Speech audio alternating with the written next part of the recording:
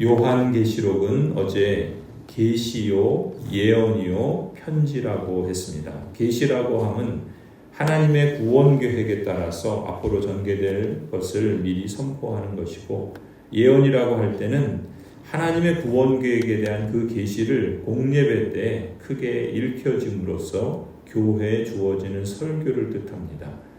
교회가 하나님의 이 구원 계획에 어떻게 참여할 것인지를 가르치는 말씀인 것이죠.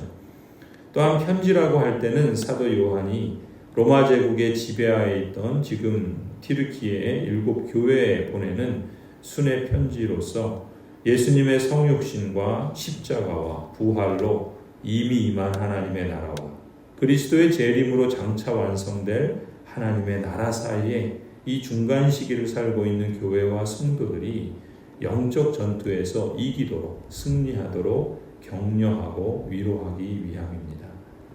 이 계시록 전체가 말하자면 하나의 편지로서 그 안에는 7 교회들에게 보내는 메시지들이 있는 것이죠. 그 7 교회의 이름은 오늘 11절에 말씀한 것처럼 에베소, 서머나, 버가모, 두아디라, 사데, 그리고 빌라델비아, 라오디게아 교회입니다. 어떤 학자들은 이 7 교회를 이제까지의 역사 속에 교회의 시대의 7단계다라고 말하는 경우도 있습니다. 보통 세대주의다 이렇게 해석을 하죠. 하지만 이러한 해석은 그 문법에 있었으나 성경이 말하는 문맥에서 사실 어떠한 암시도 주고 있지 않습니다. 하나님께서는 왜 7 교회를 택하셨고 또 그것을 사도 요한에게 기록하여 보내라 하시는가? 사도 요한은 당시 이 지역에서 하나님 나라의 복음을 증거하던 사도였고 또 직분자였기 때문이죠. 그래서 사도 요한은 누구보다 이 튀르키예 지역의 7 교회, 이 소아시아 교회들을 누구보다 잘 아는 사람이었기 때문이라 할 수 있습니다. 7 교회는 지정학적으로 보면 기독교 선교에 있어서 중심지였습니다. 당시는 모두가 로마 황제의 숭배의식과 이 지역이 연결되어 있다는 것을 알 수 있어요. 내년에 우리가 튀르키예를 가게 되면 이 지역들 또 교회 유적들을 살펴보게 될 텐데 이 지역들에는 모두가 다 한결같이 이 황제 숭배 신전이 있었다 그래요. 물론 제사장들과 또 제단들도 있었겠죠. 이 7 교회들은 우리가 앞으로 보겠지만 빌라델비아 교회처럼 책망할 것이 없는 교회도 있고 또 반면에 라오디게아 교회처럼 칭찬할 만한 것이 없는 교회도 있습니다. 나머지 5 교회들은 책망도 있고 또 칭찬도 있는 그러한 교회들이라고 할 수 있겠죠. 이 초대 교회들이 갖고 있던 대표적인 문제들을 이 7 교회들도 갖고 있었던 것입니다. 특별히 주님께서 예수 그리스도께서 승천하신 이후에 다시 재림하실 때까지 교회가 영적인 전투에서 칭찬받는 교회로 이기도록 하려는데 이러한 편지를 계시의 말씀으로 설교되어져서 선포되도록 예언의 말씀으로 주시는 목적이 거기에 있다 할 수 있습니다.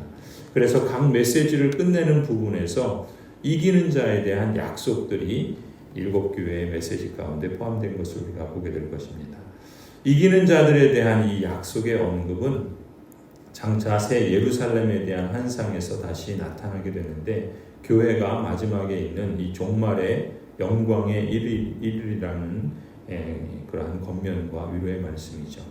그런 점에서 우리는 이 계시록을 보면서 계시록에서 교회는 어떻게 드러나고 있는지를 주목할 필요가 있고 하나님께서는 또한 교회를 어떻게 이해하시고 또 취급하시는가 하나님께서 그 역사의 교회에 대한 그런 안목과 또 사명을 우리가 주목할 필요가 있겠습니다. 그렇다면 이 7 교회에게 늘 말씀하시는 이기게 하시는 자 그분은 누구신가? 오늘 18절 보면은 바로 예수 그리스도라고 할 수 있죠. 나는 처음이며 마지막이요 살아있는 자다. 나는 한 번은 죽었으나 보아라 영원무궁하도록 살아있어서 사망과 지옥의 열쇠를 가지고 있다. 누구를 지칭하는 거겠습니까? 바로 우리 주님 예수 그리스도이시죠. 그 그리스도 예수 그리스도께서는 누구신가? 13절에 보면은 인자 같은 분이다. 인자 같은 이다 라고 소개하고 있어요. 사람의 아들 같은 인자라는 말은 그 표현이죠. 그러한 분, 이러한 인자 같은 이라는 표현은 사실 구약성경 다니엘 7장 13절에 그대로 표현된 그 말씀을 인용한 것이라고도 할 수 있습니다. 인자 같은 이. 거기에 13절에 보면은 그 인자 같은 이는 발에 끌리는 긴 옷을 입고 가슴에는 금띠를 띠고 계신다라고 소개하고 있죠. 이것은 출애굽기 우리가 28장 보면서 대제사장에 대한 소개를 할 때 이 대제사장이 입었던 옷, 그 의복을 연상시켜 주는 것입니다. 바로 인자 같은 이가 바로 대제사장적 사역을 행하실 분이다라는 것을 암시하고 있는 것이죠. 또 14절 15절을 보면은 인자 같은 이가 어떤 분이신가? 머리와 머리털은 흰 양털과 같이 또 눈과 같이 희고 눈은 불꽃과 같고 발은 풀무불에 달고 오는 노새와 같고 음성은 큰 물소리와 같았다라고 소개하고 있죠. 이 표현 역시 다니엘서 7장에 보면은 옛적부터 계신 분으로 표현되는 하나님에 대한 묘사를 예수 그리스도에게 적용하고 있다는 것을 알 수 있어요. 다니엘서 7장에 보면 9절부터 이렇게 기록합니다. 내가 바라보니 옥좌들이 놓이고 한 옥좌에 옛적부터 계신 분이 앉으셨는데 옷은 눈과 같이 희고 머리카락은 양털과 같이 깨끗하였다. 옥좌에서는 불꽃이 일고 옥좌의 바퀴에서는 불길이 치솟았으며 불길이 강물처럼 그에게서 흘러나왔다. 수종드는 사람이 수천이요 모시고 서 있는 사람이 수만이었다. 심판이 시작되는데 책들이 펴져 있었다. 다니엘 7장에 보면은 다니엘이 하나님께서 보여주시는 환상 가운데 장차 있을 메시아에 대한 그러한 말씀을 받게 되죠.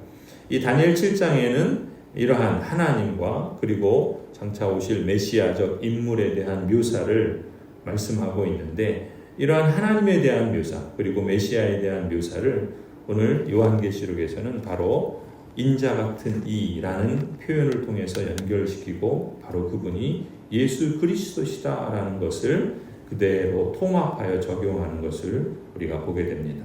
다니엘 7장 13절 14절에 이렇게 기록해요. 내가 밤에 이러한 환상을 보고 있을 때 인자 같은 이가 오는데 하늘 구름을 타고 와서 옛적부터 계신 분에게로 나아가 그 앞에 섰다.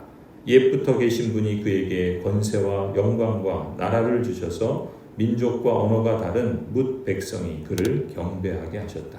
그 권세는 영원한 권세여서 옮겨가지 않을 것이며 그 나라가 멸망하지 않을 것이다.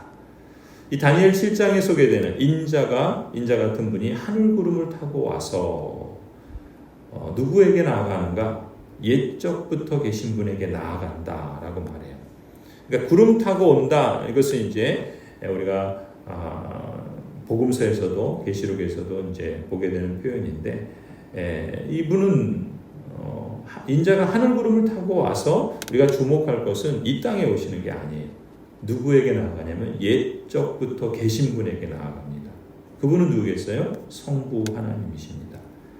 옛부터 계신 분이 인자 같은 이에게 무엇을 줍니다. 무엇을 주는가? 권세와 영광과 나라를 주십니다. 그리고 그 인자 같은 분은 민족과 언어가 다른 뭇 백성이 인자 같은 이를 경배하게 하시죠. 인자 같은 이의 권세는 영원한 권세여서 누구에게도 옮겨가지 않을 것이며 그 나라가 영원하여 멸망하지 않을 것이다. 이렇게 소개하고 있습니다.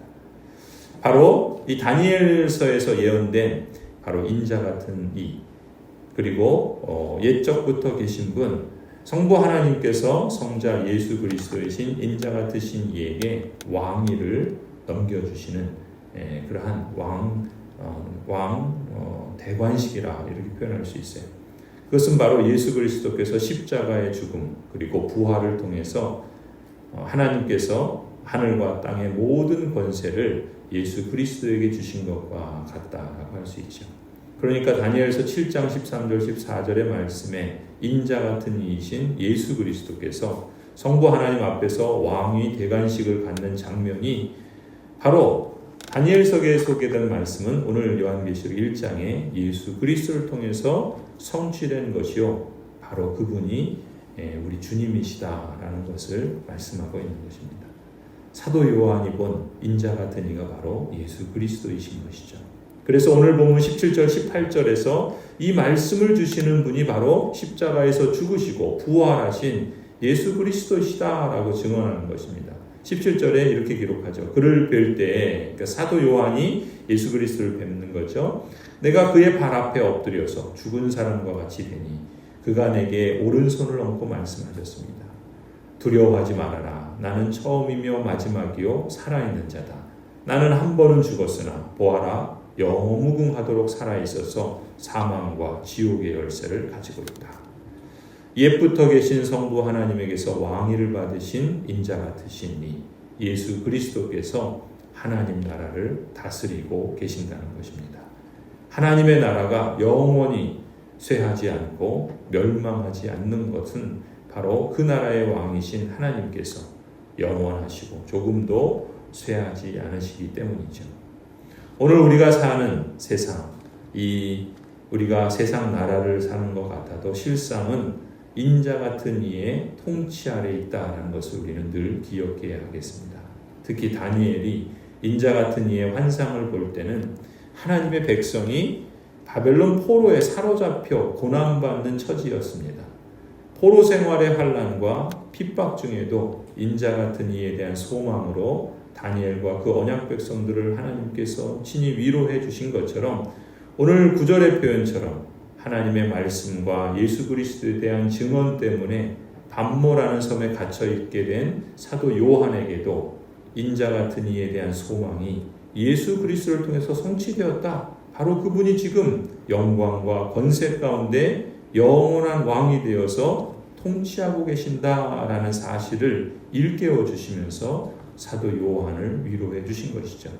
사도 요한만이 아니죠. 동일하신 예수 그리스도께서는 이 사도 요한을 통해서 기록한 이 계시의 말씀을 소아시아의 7 교회들에게 편지로 보내셔서 공예배 가운데 선포하는 설교, 즉 예언을 통해서 당시 로마 제국의 도미티아누스 황제가 강요하는 황제 숭배라는 이 종교적 핍박과 또 팍스 로마나라고 표현되는 이 세속화와 물신주의라는 이 도전에 직면한 성도들을 위로하고 격려하시는 것입니다. 그리고 오늘 우리가 이 계시의 말씀을 읽고 들으면서 또 이 말씀을 따라 순종할 때 이 계시록의 말씀은 살아계시고 통치하시는 예수 그리스도를 통해서 21세기를 살아가는 오늘 여러분들에게도 우리 모든 성도들에게도 위로가 되고 격려의 말씀으로 함께 해주신다 믿습니다. 두려워하지 말아라. 나는 처음이며 마지막이요 살아있는 자다. 나는 한 번은 죽었으나 보아라 영원무궁하도록 살아있어서 사망과 지옥의 열쇠를 가지고 있다. 성도 여러분, 우리를 대적하는 자가 아무리 무시무시한 내 짐승 같아 보여도 하나님보다 강하지는 않습니다. 악한 사단의 세력이 강력해 보이지만 하나님의 능력은 더욱더 강력합니다. 바다에서 올라오는 짐승들이 십자가와 부활로 진정한 왕으로 등극하신 예수 그리스도를 당하지 못할 것입니다. 오늘 우리가 찬송한 이 96장의 찬송의 가사처럼 예수님은 누구신가? 우리는 이 사실을 묵상하며 우리의 말로도 자주자주 읊조리면 좋겠습니다. 이 사실에 대한 믿음 가운데 인자 같으신 분이신 예수 그리스도께서 여러분 모두에게 오늘도 승리하며 이기는 삶으로 인도해 주시기를 간절히 축원합니다.